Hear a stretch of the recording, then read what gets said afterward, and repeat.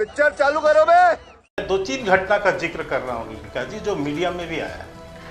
जब डोकलाम में जब भारत और चीन की सेना आमने सामने खड़ी थी और एक युद्ध का स्थिति बनी हुई थी, उस समय जो है राहुल गांधी चीनी दूतावास में पाए जाते हैं रात को, और जिसका 3 दिन तक कांग्रेस डिनाई करती है कि वो नहीं गए। चौथे दिन चीनी दूतावास जो है वो फोटो जारी कर देता है कि रात को डिनर करने आए थे।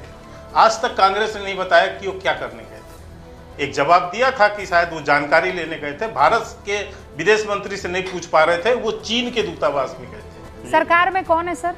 आप लोग क्या कर रहे हैं? हाथ बांध कर पॉपकॉर्न जो है वो अभिजीत अय्यर जी अक्सर अपने हाथ में पॉपकॉर्न रखते हैं जब कोई इंपॉर्टेंट बात कर रहे होते, तो आप लोग क्या वो वाला पॉपकॉर्न खा रहे हैं? अगर राहुल गांधी इतने खतरनाक तरीके से कुछ कर रहे हैं, ऊपर कमेंट्स करने पहले 5 बार सोचिएगा। अच्छा, क्या पॉपकॉर्न की भाषा जो है अपने पास रखिए। एक्सक्यूज मी मिस्टर शर्मा, क्या कर लेंगे आप? क्या देश को क्या कर रही है? देश के लोग पॉपकॉर्न खा रहे हैं। यहाँ पर बैठकर राहुल गांधी ये कर रहे हैं, राहुल गांधी वो कर रहे हैं, तो आप क्या कर रहे हैं? आप पॉपकॉर्न खा रहे हैं। बात तो सही है। आप क्या कर रहे हैं बताइए मुझे। सुन लीजिए, आप क्या कर रहे हैं? मैं जवाब दे रहा हूँ। और धमका किसको रहे हैं? आप सुनिए, राहुल गांधी अगर गलत काम कर रहे हैं तो आप मुझे क्या धमका रहे हैं? आप मुझे ये बताइए, क्यों पॉपकॉर्न खिला रही है ना? कुछ और तो नहीं खिला रही ना आपको? आदत हो गई है सबको धमकाने की। नहीं, पॉपकॉर्न खिला रही है। किस बात की धमकी दे रहे हैं आप मुझे? किस बात की धमकी दे रहे हैं आप मुझे? नहीं, किस बात की धमकी? मैं कह रही हूँ राहुल गांधी पर अगर आप इतने आरोप लगा रहे हैं, एक एक करके सब देश, अच्छा देश की जनता पर चले गए। मैं कोई भी आरोप तथ्यों से अलग नहीं लगा रहा। अगर आपको लगता है कि प्रूफ है, अगर आपको लगता है कि राहुल गांधी बहुत खतरनाक है इस देश के लिए, तो आप सिर्फ यहाँ बैठकर गिना क्यों रहे हैं? Why are you not taking any action? हो गया? What do you mean हो गया? ना 1938 के बाद गैर बराबरी सबसे चरम पर है। बेरोजगारी पर भी कहते हैं कि 45 सालों में सबसे ऊपर है। इन चीजों को हमें सुधारना पड़ेगा। तो इसके लिए क्या करें? इसके लिए करना क्या पड़ेगा? इसके लिए क्या करें? वो मैं बता देता हूं, के ट्वीट को रीट्वीट करें, जहां पर वो कह रही हैं वो बांग्लादेश में जो हुआ था उसके बाद कह रही हैं क्या प्रधानमंत्री के घर पे स्विमिंग पूल है? रीट्वीट करें, क्या करें? नहीं, आप वो नहीं करिए। स्थिति को सुधारने के लिए क्या किया जाए? हमारा आपका काम सिर्फ एक है कि चीजों को सामने रखें, कुछ चीजों को जो यहाँ पर कुरीतियां हैं, गड़बड़ियां हैं, कमियां हैं, उसके तरफ ध्यान दें और सबको मिलजुल के चले। बात तो सही है। नहीं, तो ये एक्सट्रीम नहीं है कि जो नेपाल में हुआ है वो हमारे यहाँ भी होना चाहिए। मैं तो कह रहा हूँ वो तो नहीं, मैंने कहा कि आंदोलन के हम समर्थक हैं, आंदोलन होते रहना चाहिए। ये आंदोलन है क्या? नेपाल में आंदोलन हुआ है क्या? नहीं, वहाँ पर डीप स्टेट भी है। हाँ, हमारे नाक के नीचे हो रहा है। ये हमारे लिए चिंता की बात है। हमारे लिए चिंता की बात है कि हमारे नाक के सामने ये हो गया। सर देखिए, लेकिन हमको चीफ सचेत जस्टिस रहना है, अभी सुप्रीम कोर्ट का बिल्कुल जिक्र किया। सुप्रीम कोर्ट का कहा।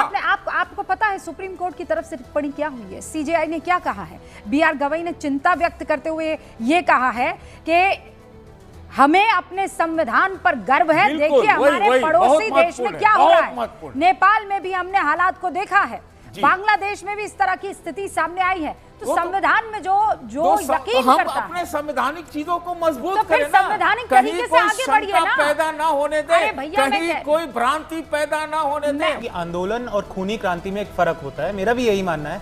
लेकिन साथ साथ ये भी सच है कि आंदोलन को खूनी क्रांति में बदलते देर नहीं लगती।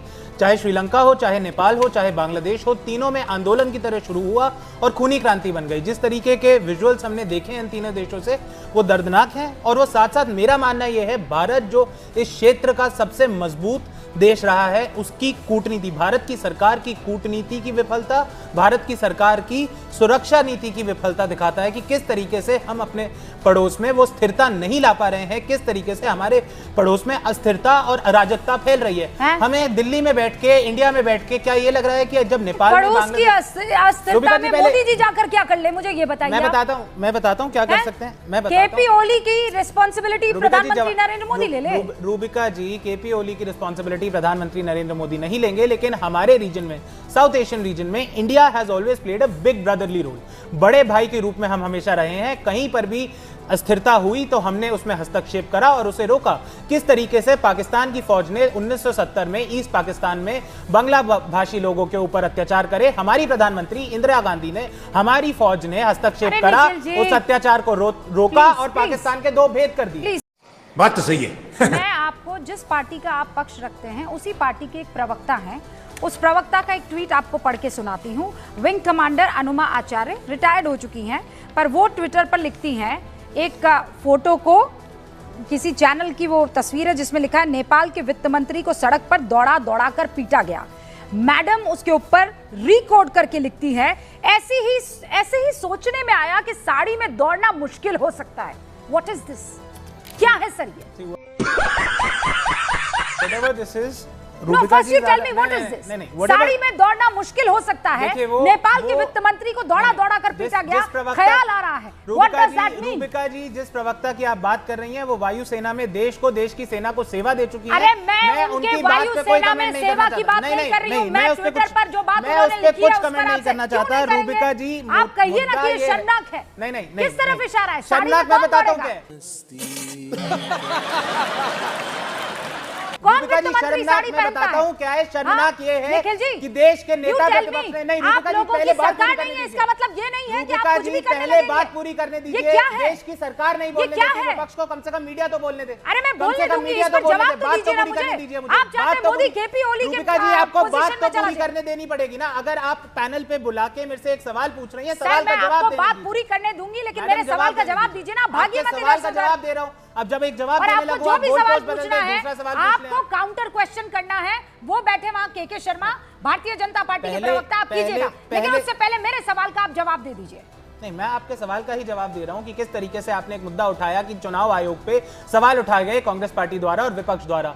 क्यों सवाल नहीं उठाने चाहिए एक लोकतांत्रिक संस्था पे जो लोकतांत्रिक मूल्यों से ना जुड़े, लेकिन एक पार्टी का केवल पक्ष ले। 7 अगस्त को देश के नेता प्रतिपक्ष ने प्रेस कॉन्फ्रेंस करी, पूरी मीडिया, पूरी दुनिया के सामने सबूत रखे कि किस तरीके से एक लोकसभा के एक असेंबली क्षेत्र में धांधलेबाजी हो रही है और इलेक्शन कमीशन ने उस पर कोई एक्शन नहीं लिया। ये झूठ है, झूठ है, झूठ है।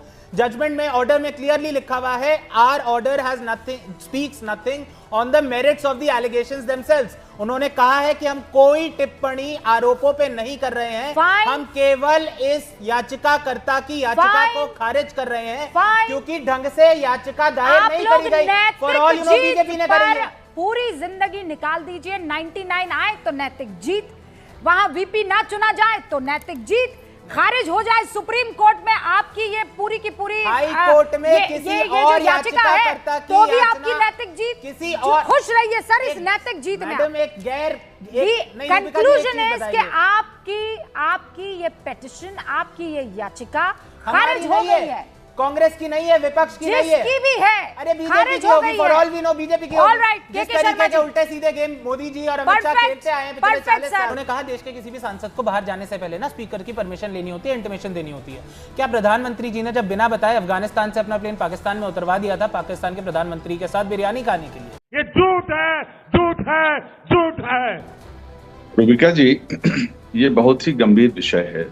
जो कुछ हमारे पास पड़ोस में हो रहा है, जो कुछ श्रीलंका में हुआ, जो कुछ बांग्लादेश में हुआ, जो आज नेपाल में हो रहा है, जाहिर है कि चिंता का विषय हमारे लिए है, हमारे देश के लिए चिंता का विषय है।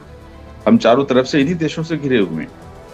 वहां भी लोकतंत्र ही था और हमारे देश में भी लोकतंत्र है, लेकिन फर्क है हमारा लोकतंत्र एक ऐसे संविधान पर आधारित है जो बाबा साहब अम्बेडकर का बनाया हुआ संविधान, जिसकी जड़ें बहुत मजबूत थी, जिसको नेहरू जी ने, जिनको गाली पानी पी पी करके भारतीय जनता पार्टी गाली देती है, इस देश में संविधान को स्थापित करने का काम, डेमोक्रेसी को, लोकतंत्र को स्थापित करने का काम हमारे पहले प्रधानमंत्री श्री पंडित जवाहरलाल नेहरू जी ने किया था।